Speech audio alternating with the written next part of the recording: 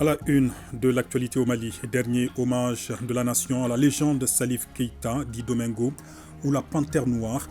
Autorités de la République, monde sportif, famille ou encore amis de l'illustre disparu n'ont pas tari d'éloges à travers témoignages chargés d'émotions. Ce 20 heures consacre une large page à ce triste événement et au parcours de l'homme. Un appui de taille du gouvernement à la mairie du district en équipement. C'est pour faire face à l'insalubrité dans la capitale malienne. Ce sont des caissons, des camions cargo et balayeurs. Le matériel a coûté au budget national plus d'un demi-milliard de francs CFA. Merci d'avoir choisi ORTM 1 pour vous informer. Mesdames, Messieurs, bonsoir. Nous ouvrons cette édition avec le Conseil des ministres qui s'est réuni en session ordinaire ce mercredi dans sa salle de délibération au palais de Koulouba, sous la présidence du président de la transition, colonel Assimi Goïta. En plateau avec moi pour la lecture du communiqué, Ibrahima Djambélé. Bonsoir. Bonsoir, Ibrahim Traoré. Après examen des points inscrits à l'ordre du jour, le Conseil a adopté un projet de texte et entendu des communications. Tout à fait. Mesdames et messieurs, bonsoir. Et pour vous, voici maintenant le contenu de ce Conseil des ministres. Au chapitre des mesures législatives et réglementaires sur le rapport du ministre des Affaires étrangères et de la coopération internationale, le Conseil des ministres a adopté des projets de texte concernant la ratification de la Convention de financement signée à Bamako le 7 juin 2023 entre le gouvernement de la République du Mali et l'Association internationale de développement relatif au financement du projet d'harmonisation et d'amélioration des stratégies en Afrique de l'Ouest et du Centre série de projet 1. L'insuffisance des données statistiques de haute qualité en Afrique est l'un des principaux obstacles. Un meilleur suivi des stratégies de réduction de la pauvreté, des progrès économiques et des résultats du développement. Pour faire face à ces situations, le gouvernement a sollicité et obtenu de l'Association internationale de développement un financement concessionnel de montant de 56 millions 600 000 euros, soit 37 milliards 127 millions 166 200 francs CFA. La réalisation du projet, objet du présent financement, vise à améliorer la disponibilité des données statistiques de bonne qualité, à orienter les politiques publiques visant à soutenir l'adaptation et l'atténuation des risques, à favoriser une croissance économique durable et équitable, à renforcer la modernisation du système statistique. Au chapitre des communications, le ministre d'État, ministre de l'administration territoriale et de la décentralisation a informé le Conseil des ministres de l'organisation des festivités du 22 septembre 2023. Le 22 septembre 1960, le Mali a accédé à la souveraineté nationale et internationale après l'éclatement de la Fédération du Mali. Depuis l'accession du Mali à l'indépendance, la célébration du 22 septembre a toujours été marquée par des festivités sur toute l'étendue du territoire national. Ces festivités prennent des formes de manifestations socioculturelles des différentes du terroir du Mali et des défilés militaires et civils. Ces dernières années, les festivités du 22 septembre ont connu une période d'hibernation due essentiellement à la crise multidimensionnelle que le Mali a connue. Cette hibernation a été fortement ressentie par les citoyens et a considérablement impacté la conscience nationale. Cette année, le président de la transition, chef de l'État, a décidé de donner un éclat particulier à la célébration du 22 septembre qui intervient au lendemain de l'avènement de la 4e République consacrée par la Constitution du 22 juillet 2023 qui dispose que l'action publique est guidée par les principes fondés sur le respect de la souveraineté de l'État, les choix souverains du peuple et la défense de ses intérêts. La célébration de la fête de l'indépendance a été retenue comme une activité prioritaire du gouvernement pour renforcer le sentiment de patriotisme des citoyens et le réarmement moral des forces de défense et de sécurité. Elle s'inscrit également dans le contexte de la montée en puissance des forces de défense et de sécurité et qui combattent le terrorisme et les crimes organisés. Les activités retenues se tiendront entre le 21 et 22 septembre 2023 sur toute l'étendue du territoire national et permettront de réaffirmer la souveraineté du Mali en perpétuant les efforts des pères de l'indépendance, de raffermir la fibre patriotique, de renforcer le vivre ensemble, la paix et la cohésion sociale. La célébration du 22 septembre offre l'occasion d'une part aux autorités de magnifier la souveraineté, la communion avec les citoyens et d'autre part aux citoyens de manifester leur patriotisme et leur attachement au pays.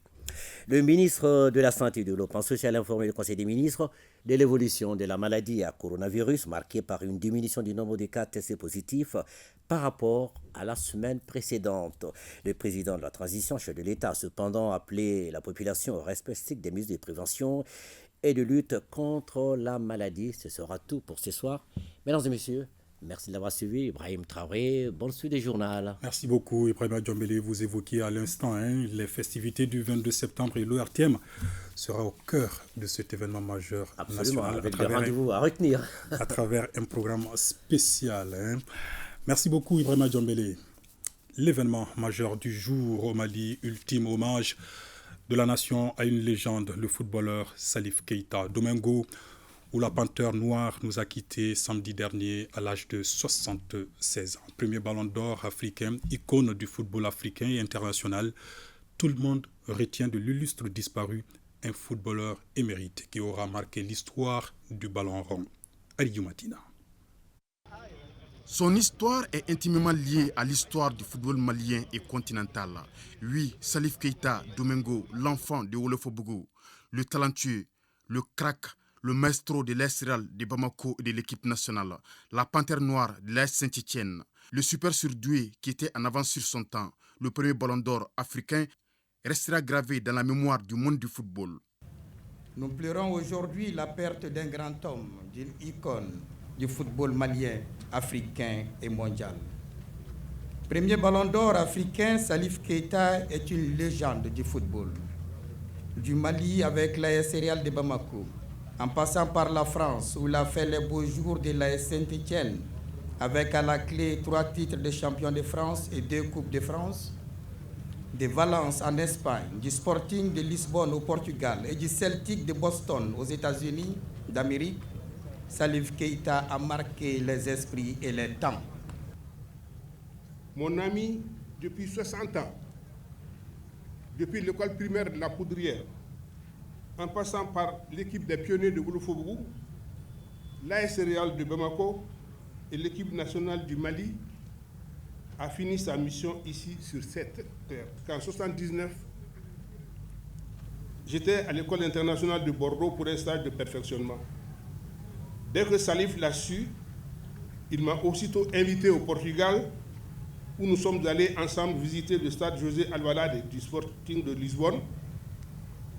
Alertés, les supporters sont sortis de je ne sais où pour venir se courber devant lui en disant « Ô rey, ça veut dire le roi, le roi. » Moi, j'étais stupéfait. À Dakar, c'était en 1972, lors d'une tournée, il est venu renforcer le Real. Il a pris le ballon depuis le centre du terrain pour dribbler toute une partie de l'équipe adverse, y compris le gardien de but, et marquer son but.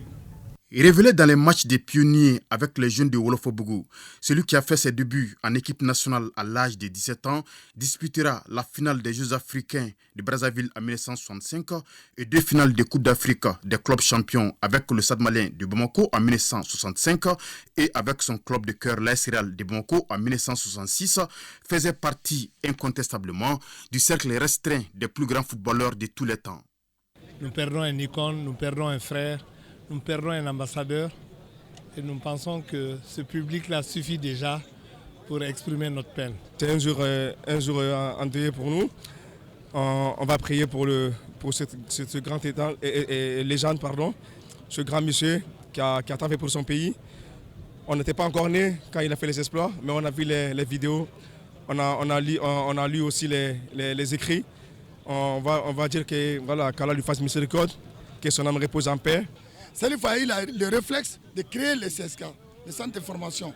Tous ces centres de formation-là, ça vient de CSK. On avait fait 22 ans sans assister à un seul camp. Quand on parle de ballon d'or au Sénégal, en Côte d'Ivoire aujourd'hui, non, le ballon d'or est fait pour Salif. Et que ce Salif soit un Malien, mais si nous, on ne vient pas leur rendre hommage, je ne sais pas là où on va aller. Patriote et panafricaniste convaincu, Salif Keita Domingo a refusé la nationalité française. Le sort en a voulu. Son plus grand regret fut la finale de la 8e édition de la CAN Yaoundé 72, perdue par le Mali. Après sa riche carrière, Domingo prônera le football des jeunes, qui l'amènera à créer le CSK, le premier vrai centre de formation des jeunes, des footballeurs dans notre pays, et qui a vu naître de grands footballeurs. Entre autres, Seydou Keita Seroublé, Mamadou Diarra Djila, Mamadou Dissa, Draman Koulibaly Sifo. C'est aussi lui qui a amené le sponsoring dans le football malien quand il était président de la Fédération malienne de football. Salif Keita, c'est également le footballeur émérite qui a impressionné le roi Pelé, Edson Arantes do Nascimento.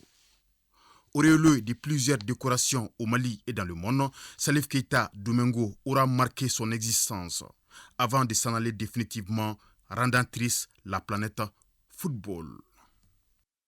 Comme vous l'avez suivi, la légende du football a eu droit tout naturellement à des funérailles nationales. Ces obsèques se sont déroulées sur la place du cinquantenaire en présence du Premier ministre et de plusieurs membres du gouvernement et autres hautes personnalités de la République. Des autorités qui annoncent que Salif Keita sera immortalisé au cours d'une autre cérémonie. Foutiye Tunkara. Véritable légende du football, Salif Keita Domingo a vécu son tout dernier jubilé ce mercredi sur la place du cinquantenaire à travers ses funérailles nationales organisées par le gouvernement du Mali. Aux côtés du Premier ministre, Dr Choguel Kokala Maïga, entouré des membres du gouvernement, d'anciens ministres, des responsables d'institutions et autres dignitaires de la République et l'ensemble du mouvement sportif, la nation s'est fortement mobilisée pour rendre un dernier hommage à ses patrimoines nationaux. Toute chose qui ne laisse indifférent la famille du premier empereur du football africain. Je voudrais d'abord remercier le président de la transition, chef de l'État, son Excellence le colonel Assimi Goïta, ainsi que le gouvernement de la transition d'avoir en si peu de temps organisé cet hommage à Salif Keita, notre père, à Séré et à moi. Nous souhaitons également remercier toute la famille de football et de cœur pour son soutien dans cette dure épreuve. Pendant des jours, les médias du monde ont relayé les exploits du footballeur Salif Keita. Et aujourd'hui, les intervenants vont sans doute parler du président de la fédération, de l'homme d'affaires, du ministre, du formateur de jeunes talents. Mais pour Séré et moi, Salif Keita était tout simplement notre papa. Un soir d'hiver à Boston, papa est arrivé à la maison, fatigué, bien trop fatigué. Maman a regardé papa, inquiète. Elle a demandé à son mari, « Salif, qu'est-ce qui ne va pas? Qu'est-ce qui ne va pas, le général ?» Maman appelait papa le général quand elle était inquiète, quand elle voulait qu'il se batte. Papa s'est confié à maman. Il a dit à maman que le football devenait trop comme un métier et le ballon perdait de sa magie. Quand je dispute mes matchs aujourd'hui, Fanta, loin de la maison, dans la neige de Boston, je joue comme si je suis une machine qui fait la même chose tout le temps. C'est avec vous, toi et les filles, que je redeviens Salif. Je veux passer plus de temps avec vous, car nos filles grandissent et je les vois très rarement. Papa et maman se sont assis pour planifier leur avenir ce jour, car ils étaient des complices, des amis et des partenaires. Des partenaires qui se battaient tous les jours, loin de leur pays qu'ils aimaient, leur famille et leur cercle d'amis, pour donner un avenir à leurs 2 filles. Doté d'un talent incomparable, ce footballeur surdoué a, à travers les stades du monde entier, fièrement et dignement représenté tout un continent. Plus qu'un simple discours dans ses concerts d'éloges et de témoignages, l'oraison funèbre sur fond de recueillement devant la dépouille et de remerciements à l'endroit des autorités est finalement marquée par une forte annonce qui tombe comme un scoop. Je me dois d'annoncer une bonne nouvelle, malgré que nous soyons sur un lieu de deuil. En effet, les plus hautes autorités de notre pays, m'a fait dire le Premier ministre Maïga, ont décidé d'immortaliser Salif à jamais au cours d'une toute prochaine cérémonie. Je voudrais m'incliner pieusement devant la dépouille de notre ami et frère Salif au moment de lui faire nos ultimes adieux. Je voudrais solennellement assurer de mon affection et de ma sympathie ses enfants, Raki,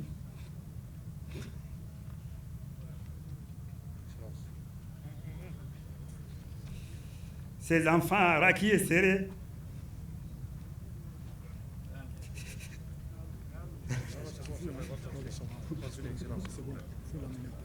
ses frères et sœurs, toute sa famille, qui sont aussi mes enfants, mes frères et sœurs et ma famille. Dors en paix, cher ami.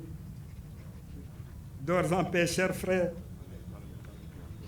Dors en paix, champion. Aux grands hommes, la patrie reconnaissante, le Mali, en état de parrainage aujourd'hui, encourage ainsi ses enfants à exceller dans leurs domaines respectifs, à l'image de Salif Keita Domingo, homme d'une dimension exceptionnelle qui s'avance en héros avec tous les honneurs de la République. À cette cérémonie d'hommage chargée d'émotions, et notre reporter Salif Siragatou Sissé a recueilli également des impressions des anciens footballeurs et plusieurs autres personnalités. Témoignage.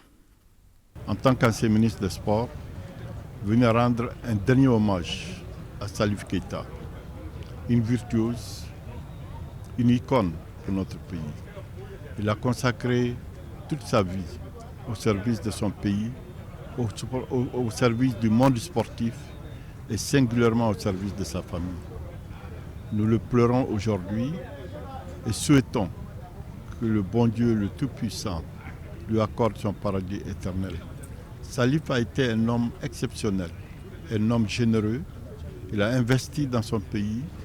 Il est allé en Europe au moment où le footballeur ne gagnait pas beaucoup, pas comme aujourd'hui. Mais tout ce qu'il a gagné, il l'a investi dans son pays. Sur le plan humain, c'était un être qui était très attaché à la personne. Il était respectueux, il était très engagé pour son pays, pour le football. Il était devenu universel. Il n'était pas seulement malien, mais il était devenu universel parce que c'était un exemple pour les petits Africains que nous étions à l'époque. Ça, il a prouvé partout qu'il est bon, il a été meilleur. À Yaoundé, il a laissé le ballon sortir. Les Togolais croyaient que le ballon était sorti. Il est retourné aussitôt, il est revenu prendre le ballon. C'est ce qui a été notre premier but. Ouais. Il a donné à Bakary, Bakary a marqué. Il jouait bien, très bien. Le monde entier vient de perdre Salif. Donc nous sommes vraiment effondrés au niveau de la famille. Et c'est pratiquement une perte qui nous a vraiment touchés et qui va nous marquer pendant encore très longtemps. Il va falloir un peu de temps pour que chacun d'entre nous puisse se remettre. Salif Keita nous a quittés et je suis très touché par sa disparition. J'avais connu Salif à mes débuts dans le football professionnel avec une rencontre contre Saint-Étienne que j'avais perdue parce que Salif nous avait marqué ses 2 buts. Salif était à ce moment-là un joueur impressionnant, un joueur qui dominait le championnat de France avec un autre joueur qui s'appelait Scoblar, voilà, un joueur d'une dimension internationale et qui était vraiment l'équivalent des plus grands joueurs que l'on connaît maintenant. Hommage à ce footballeur génial qu'il a été.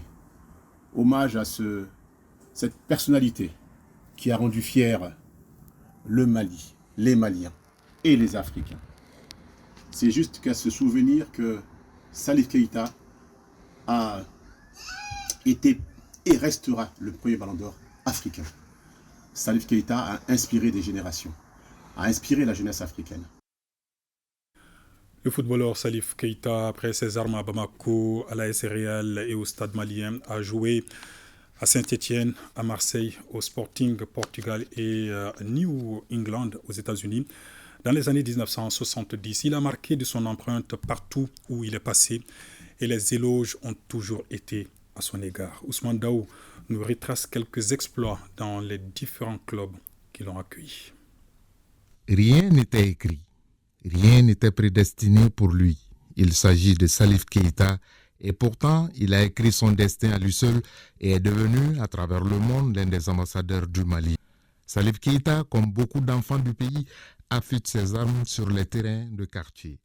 Pour lui, le plus souvent, ça a été devant le cinéma Soudan Ciné, au milieu des arbres de son quartier Wolofobougou en commune 3 du district de Bamako. Après ses débuts remarqués dans les tournois interquartiers et dans les compétitions entre jeunes de Bamako, celui qui deviendra plus tard Domengo, sobriquet tiré d'une affiche de film, se fera remarquer encore plus avec la Esral de Bamako et le Stade malien de Bamako en disputant avec ces deux formations 2 finales de Coupe d'Afrique des clubs champions. Avec le Mali, son premier fait d'armes, c'est les Jeux africains de Brazzaville, également perdus. Après ces déconvenus, Salif prend la direction de la France, précisément à Saint-Étienne, dans le Forez. À Saint-Étienne, de 1967 à 1972, en 180 rencontres, il inscrit 140 buts. Avec les Verts, c'est des titres, dont 3 championnats, 2 Coupes de France, 3 Supercoupes de France. En 1971, il finit 2e au classement des buteurs du championnat avec 42 buts derrière le Marseillais Josip Skoblar. Salif Keïta décide d'aller à l'Olympique de Marseille. Il ne restera qu'une saison à l'OM, mais tout le monde gardera en mémoire sa revanche sur le terrain face à Saint-Étienne. Domengo signe un doublé face à ses anciens partenaires, victoire 3-1 de l'Olympique de Marseille. Puis ce sera la Liga en Espagne, à Valence, 1973-1976, avec 26 buts en 82 matchs. Il fera un passage remarqué au Sporting Portugal, 1976-1979, 33 buts en 77 matchs et une Coupe nationale en 1978. Difficile, voire impossible de parler des exploits de Salif Keïta hors du Mali sans évoquer ce match de gala face à Pelé, qui déclare à la fin de la rencontre « Le jeune noir est un technicien prodigieux ». Enfin, il goûtera aussi à l'aventure américaine au New England de 1979 à 1980, marquant 17 buts en 39 matchs, étant parmi les précurseurs du football aux États-Unis. En 1996, il reçoit l'Ordre du mérite de la FIFA, la plus haute récompense de l'instance dirigeante du football. Il reste le premier et le seul joueur africain à avoir reçu un tel hommage. En France, un stade porte son nom à Cergy-Pontoise, en région parisienne. Salif Keïta était un immense footballeur. Écoutez Salif se définir en venant en Europe, je cite. « Quand je suis arrivé en Europe, les Africains n'avaient que Pelé, Mohamed Ali et Eusebio. Quand je suis arrivé, les Africains étaient fiers et se sont tous reportés sur moi. Je ne pouvais pas les décevoir. Beaucoup d'espoir reposait sur mes épaules. C'était un poids très lourd à porter. » Fin de citation, comme pour dire que le génie est éternel. Et c'est ce qu'on pouvait retenir de cette journée d'ultime hommage rendu donc à Salif Keïta Domengo. Adieu, la panthère noire. Dans l'actualité également au Mali, assainissement de la capitale malienne. Le gouvernement appuie la mairie du district. C'est à travers la remise d'un important lot d'équipements composé de 15 caissons, 3 camions cargo et 2 camions balayeurs. Le matériel a coûté plus d'un demi-milliard de francs CFA au budget national. Mohamed Kaintaou, Idrissa Traoré. Il ne sert de rien à l'homme de gagner la lune s'il vient à perdre la terre. Le gouvernement festionne cette citation en dégageant des voies et moyens susceptibles de débarrasser la ville de Bamako des ordures. Ainsi, à travers la nécessité, la mairie du district acquiert 20 matériels de voirie constitués de 15 caissons, 3 camions cargo et 2 camions balayeurs. Et tout pour un montant total de 587 millions de francs CFA. Ces véhicules spécialement adaptés pour la collecte efficace des déchets renforceront de manière significative les opérations de nettoyage de la ville de Bamako. Les autorités de la transition ont décidé d'appuyer la mairie du district de Bamako en réaffectant les fonds de l'ANICT à l'équipement de la voirie afin d'assurer l'évacuation des ordures et cela conformément à la stratégie de gestion des déchets solides de Bamako. Ce geste est la deuxième phase d'une série d'activités initiées par le gouvernement pour assurer l'évacuation des ordures conformément à la stratégie de gestion des déchets solides de Bamako. De 2022 à 2023, l'État a mobilisé 1,7 milliard de francs CFA pour l'assainissement de la ville des Trois Caïmans. Les déchets peuvent être transformés jusqu'à 90-95% si nous mettons en place ce qu'on appelle une filière d'industrie du déchet solide. Donc aujourd'hui, nous sommes engagés dans cette dynamique-là. Donc nous encourageons les opérateurs privés à venir dans ce secteur, à venir investir. Cela va non seulement créer des emplois, ça va régler le problème d'assainissement solide de la ville de Bamako, ça va booster l'économie et ça va créer de la valeur ajoutée. La question de l'insalubrité à Bamako est une question assez profonde, mais en une année, nous avons pu réaliser beaucoup de progrès. Entre autres, bien entendu, l'identification de dépôts de transit, l'accélération de certains projets pour la transformation de déchets sur le site de Numbu et à Muntugula, et bien entendu la question de l'équipement de la DESUVA, la voirie du district. Je profite de votre micro pour remercier chaleureusement au nom de nos plus hautes autorités l'entreprise Toguna et toutes les personnes de bonne volonté qui s'occupent et qui nous appuient gracieusement dans la question de l'assainissement et de la salubrité de la ville de Bamako. Cette cérémonie entre dans le cadre de la stratégie d'accompagnement de l'anécité à la collectivité. Elle se tient après l'arrêt des prestations de la société Ozone Mali, la fermeture de certains dépôts de transit et le dysfonctionnement de la décharge de Numbu. La ministre de la Promotion de la Femme, de l'Enfant et de la Famille rencontre les membres du réseau des communicateurs traditionnels pour le développement au Mali au centre des échanges et la collaboration entre le département et le RECOTRAD. Awa Adama Koulibaly et Yacouba Kone pour le compte-rendu. Tous les acteurs de la communication traditionnelle du Mali ont répondu à l'invitation du ministère chargé de la promotion de la femme. Il s'agissait d'échanger autour d'une éventuelle collaboration entre les deux parties. Le constat quand même est que nous avons la même vision que cette organisation. C'est la vision d'instaurer un climat de paix, un climat de cohésion et de stabilité au Mali. On a été rassurés que nous pouvons compter toujours sur les RECOTRAD. Conscients de leur place, rôle et mission dans la société malienne, les griots réitèrent toute leur disponibilité à œuvrer pour la réussite de cette collaboration. On a l'habitude de soutenir le département, de soutenir le gouvernement, mais elle nous demande à cette période où la nation a besoin de paix, de sensibiliser toute la population malienne, que ce soit les femmes, les jeunes, la famille, en les disant de Kaï à Kidal, on doit faire l'union sacrée autour de notre pays et faire de manière que les femmes du Mali soient au cœur de toutes les activités que le gouvernement va faire. Le ministre de la Promotion de la Femme, de l'Enfant et de la Famille a salué la présence des membres du RECOTRAD de Gao, Mopti, Tombouctou et Ménaka.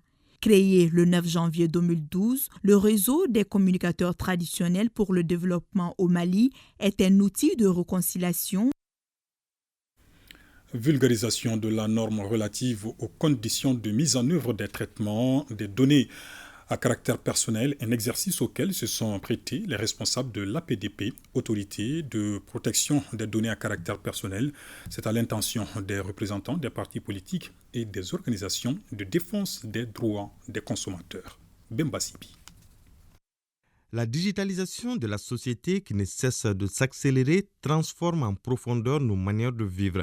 L'utilisation de la technologie numérique entraîne souvent le partage de certaines données personnelles et augmente les risques d'atteinte aux droits humains et aux libertés fondamentales. C'est pourquoi le Mali a mis en place en 2015 l'Autorité de protection des données à caractère personnel, un organe doté de pouvoirs de régulation, de contrôle et de sanctions. L'Autorité de protection des données à caractère personnel a, en raison de la spécificité de certains traitements, adopter des normes portant, entre autres, sur les formalités à accomplir devant l'autorité de protection des données à caractère personnel, la vidéosurveillance sur les lieux publics, la vidéosurveillance sur les lieux privés et les lieux de travail, les contrôles d'accès par biométrie, les contrôles d'accès par badge, la gestion des systèmes de géolocalisation, la gestion du contentieux. Outre ces mesures législatives, d'autres réglementaires ont été mises en place. Ce sont ces normes qui font l'objet de partage avec les représentants des partis politiques et des organisations de défense des droits des consommateurs. Cette norme à caractère réglementaire fixe les conditions de forme et de fond qui déterminent la licéité de tout traitement portant sur la prospection directe, qu'elle soit politique, commerciale ou caritative. L'autorité de protection des données à caractère personnel contribue ainsi à la compréhension de ces normes à caractère réglementaire à travers cette science de vulgarisation. L'objectif étant de faire en sorte que l'outil informatique soit au service de la population et non le contraire. Le congrès des jeunes de l'Église évangélique protestante du Mali se tient cette année à Bougouni. La rencontre mobilise des jeunes chrétiens protestants du Mali autour de la parole de Dieu pendant une semaine. Jafar Haïdara, Djibril Bagayogo. Ce 5e congrès de la jeunesse de l'Église évangélique protestante du Mali, délocalisé à Bougouni, répond aux aspirations de la jeunesse de notre pays. Il est aussi l'une des plus grandes rencontres nationales de la jeunesse protestante. Laissez-moi vous dire que dans l'histoire de l'Église évangélique protestante, toute confondue, je peux vous dire que dans notre histoire, Bougouni est la ville la plus importante du Mali. Parce que le premier missionnaire qui a amené l'évangile en 1923 a campé ici à Bougouni. La cohésion sociale, l'entente et bien d'autres termes liés à la paix seront évoqués au cours de ce congrès. Il s'agit là, pour les 1200 jeunes chrétiens protestants venus de tout le Mali, d'accorder une importance capitale à ce congrès pour avoir la gloire de Dieu. Je voudrais ici saluer la vaillante jeunesse qui est restée mobilisée, tant bien que mal, derrière les plus hautes autorités du Mali, pour la mise en place du Mali Croix, prônée par son Excellence le colonel Assimi Goïta, président de la transition, chef de l'État. Le ministre n'a pas manqué de superlatifs pour apprécier l'initiative de ce congrès qui va sans nul doute contribuer au renforcement de la vision des autorités de la transition. Vous avez toujours prêché la paix, vous avez toujours prêché la bonne entente et le vivre ensemble au Mali, la symbiose d'être ensemble, ça c'est le Mali. Le drapeau que vous venez de nous montrer est un signal fort pour votre patriotisme et pour votre amour pour votre pays. À rappeler que durant ce congrès, les activités qui seront menées sont entre autres le sport et la présentation des différentes chorales. Restons avec les chrétiens, mais cette fois-ci à Ségou, où l'Union des églises protestantes évangéliques organise un camp biblique à l'intention des jeunes. Cette retrouvaille spirituelle est une invite aux jeunes chrétiens à s'impliquer davantage pour l'évangélisation, mais aussi fortifier leur foi en Jésus-Christ. Jacqueline Dako, Isaba. Les jeunes chrétiens protestants du Mali sont à l'école des valeurs de la Sainte Bible à Ségou. Cela à la faveur d'un camp francophone biblique de l'Union des églises protestantes évangéliques du Mali, UEPM. À travers chants, louanges et adorations, le temps de la 8e édition de cet événement a été donné. Durant une semaine, plusieurs thématiques seront développées par des différents orateurs pour l'épanouissement des jeunes chrétiens. Nos jeunes gens doivent être des modèles confirmés en intégrité et en patriotisme. Et cela passe par des formations, des sensibilisations, de l'instauration des lignes de conduite respectueuses des valeurs intrinsèques du Mali. Dans l'éducation des enfants, l'Église joue un rôle capital, d'où l'importance de ce camp biblique, un cadre privilégié du donner et du recevoir pour le bien-être des jeunes chrétiens. Un camp biblique, c'est comme un séjour dans une université, c'est comme un séjour dans une académie. Un véritable espace d'apprentissage, de renforcement des capacités et pourquoi pas un véritable espace de pouvoir contribuer à l'essor de la jeunesse. Des 100 campeurs de Bamako, Sévaré, Mopti, Ségou, San et d'ailleurs sont attendus à cette 8e édition du camp francophone.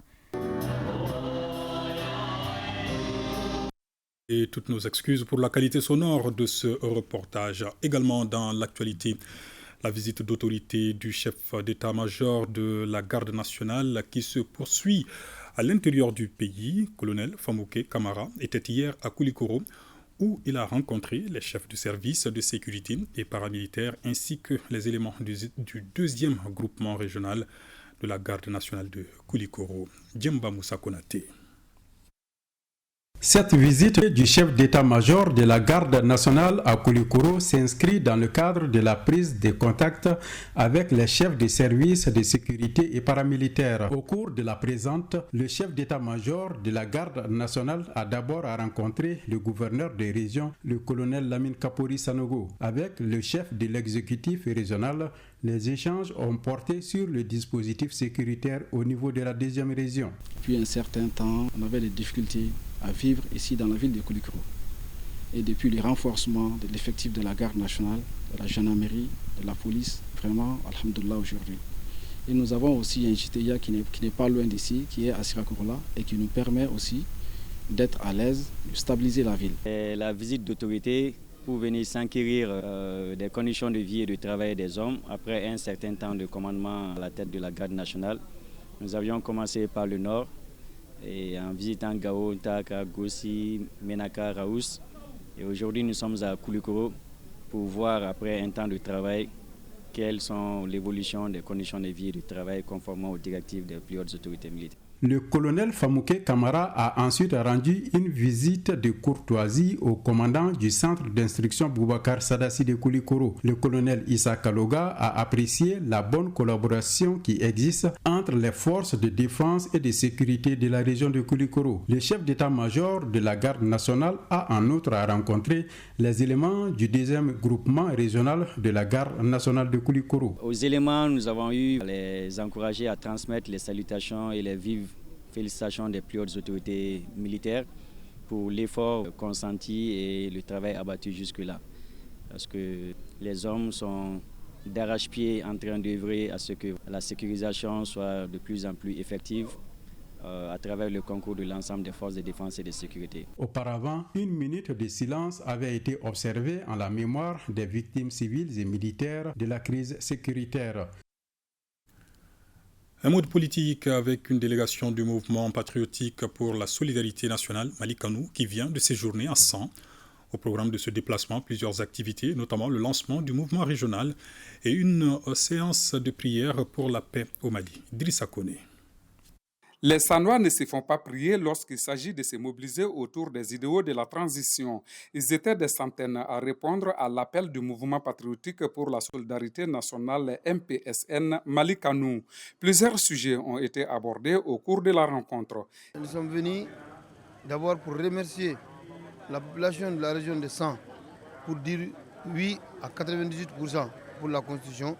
Les remercier d'abord pour ça. Condamner les sanctions qu'on a fait à nos officiers et demander encore à la population, surtout la population jeune et les femmes, de soutenir la transition, soutenir le Mali pour que nous quittions dans cette situation que le Mali vit. La délégation a appelé les Sanois à garder la dynamique enclenchée car le Mali a plus que besoin de tous ses fils et filles. Le développement commence par nous-mêmes, que chacun change à son niveau, que chacun essaye de faire quelque chose à son niveau. Si chacun pose sa pierre, je pense qu'on va construire le Mali ensemble. Et que les gens n'acceptent pas le chantage, que les gens n'acceptent pas les gens qui cherchent à nous diviser, que nous restons un seul Mali uni. De la salle, les activités se sont poursuivies à la grande mosquée de 100. Remise de Coran, séances de prière et bénédictions ont mis fin à cette journée de mobilisation en soutien aux autorités de la transition.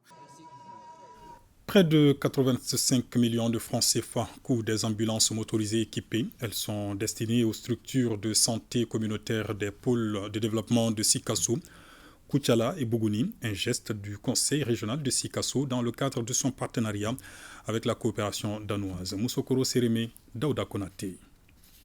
Des moyens logistiques adéquats pour amoindrir les souffrances des populations à la base et faciliter l'évacuation des urgences.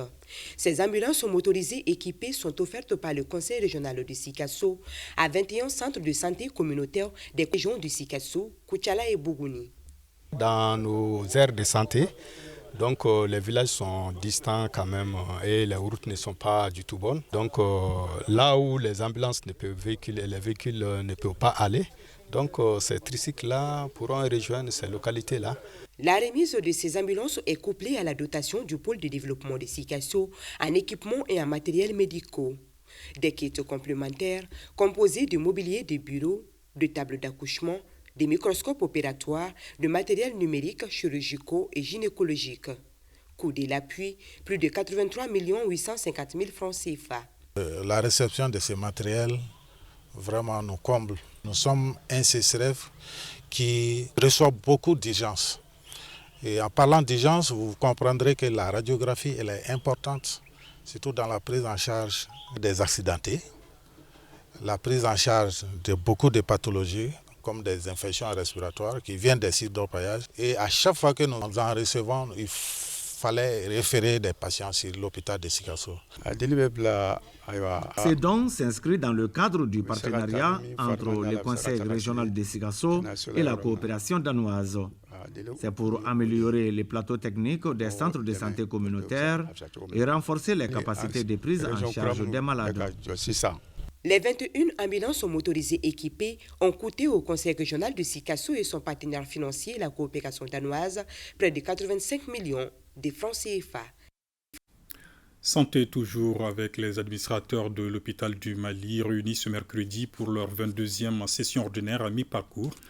L'on retient qu'au cours du premier semestre 2023, la structure a réalisé la plupart de ses activités programmées. Le point avec Koumba Sissé. Dans le souci d'améliorer la qualité de l'offre de services, les administrateurs de l'hôpital du Mali se rencontrent périodiquement pour faire le bilan des activités. Cette 22e session ordinaire à mi-parcours de l'exercice 2023 de la structure se tient dans ce contexte. Au cours du premier semestre 2023, l'hôpital a enregistré les résultats suivants. 98% pour les activités de consultation externe, 86% pour les activités chirurgicales, 96% pour les activités de laboratoire et 112% pour les activités d'imagerie médicale. Cette année, des innovations ont été faites à l'hôpital chino-malien et le résultat est concret selon la directrice générale. Déjà, on a l'accélérateur linéaire, donc reste les mesures d'accompagnement. Et ce qui est un plus aussi, nous avons commencé les activités de la procréation médicalement assistée, une première dans une structure publique au Mali. Donc ça permettra aux Maliens quand même lambda, le couple, d'avoir ce type de traitement à moindre frais pour les Maliens. Donc déjà on a un résultat positif, on a déjà 10 grossesses qui sont confirmées positives. Il reste à suivre ces grossesses-là pour que ces grossesses puissent arriver à terme. Dans un service comme l'hôpital du Mali, l'assainissement est primordial. Lors de cette 22e session, la première responsable de la structure a demandé le concours des accompagnateurs tout en respectant la consigne donnée par la direction. Travaux du comité de pilotage du projet dénommé GISRA. Il s'agit pour les administrateurs de présenter le bilan des activités réalisées pour le semestre passé, analyser les propositions et faire des propositions. Youssouf Diakité. Nous sommes dans une réunion ordinaire, nous avons 4 réunions par an et c'est la deuxième réunion qui a pour objet de valider le programme d'activité ou en tout cas les activités menées. Nous avons mené plusieurs activités tendant à favoriser le vivre ensemble et le dialogue interreligieux. Mais les 3 volets du dialogue, il y a le volet intra-religieux, c'est-à-dire dans la même religion les gens qui ne se comprennent pas parce qu'ils sont de tendances différentes. Vous le trouvez aussi bien en islam que dans le christianisme. Il y en a qui disent qu'ils sont protestants, il y en a qui disent qu'ils sont catholiques, il y en a qui disent qu'ils sont wahhabites, il y en a qui disent qu'ils sont sunnites, il y en a qui disent... Bon, vous voyez, alors que nous suivons tous le même livre. Donc c'est le premier volet intra-religieux. Ensuite, il y a le volet interreligieux. Entre ces différentes confessions aussi, il y a souvent des mésententes ou en tout cas des incompréhensions. Et le troisième volet, c'est le volet extra, auquel les gens ne pensent pas souvent. C'est que nous sommes dans un pays. Quel que soit le pays où vous êtes, vous appartenez d'abord à ce pays avant d'appartenir à une religion. Donc les relations entre les religions et le pays. Au Mali, c'est pratiquement bien connu. Le débat qu'on a eu sur la laïcité est un exemple type. Quelles relations les religions doivent avoir avec le pays. C'était là donc Emmanuel Sagara, président du comité de pilotage du projet GISRA, une interview réalisée par Youssouf Diakité, l'association des ressortissants de la région de Tombouctou résidant à Bamako a organisé donc hier une assemblée générale à la pyramide du souvenir.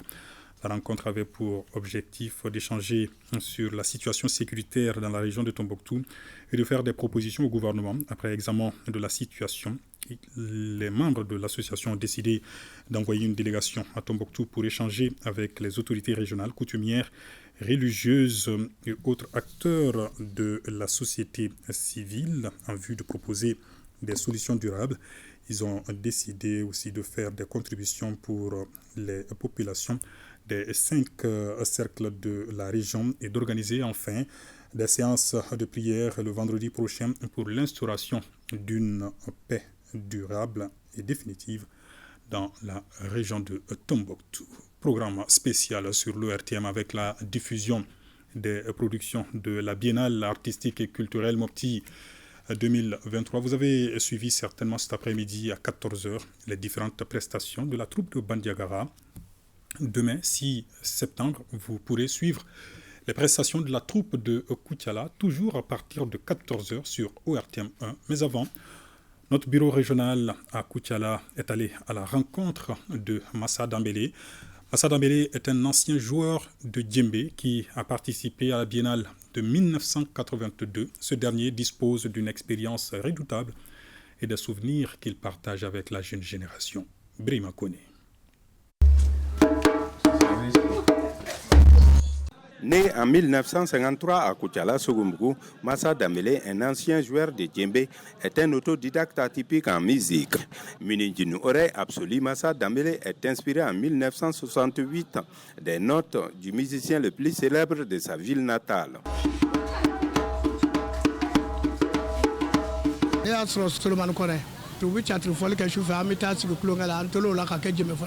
J'ai aimé les notes de Solomon Kone, qui était à l'époque le joueur de djembé le plus connu sur les scènes de théâtre.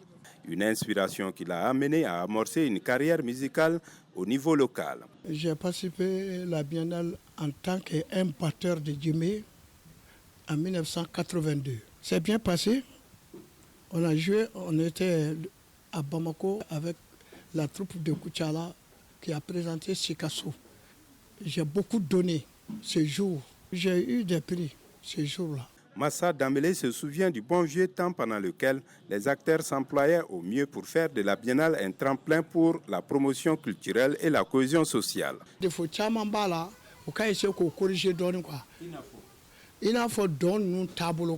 nos jours, il y a plusieurs problèmes relatifs entre autres à la danse, à la manière de jouer de djembé et à la mobilisation des troupes.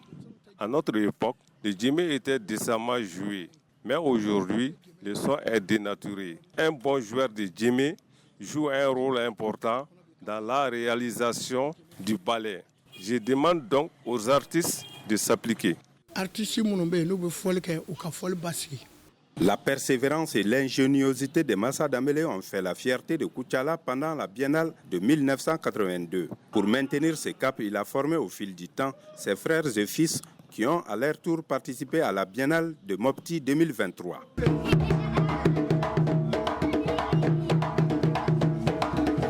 Le premier départ, c'est local.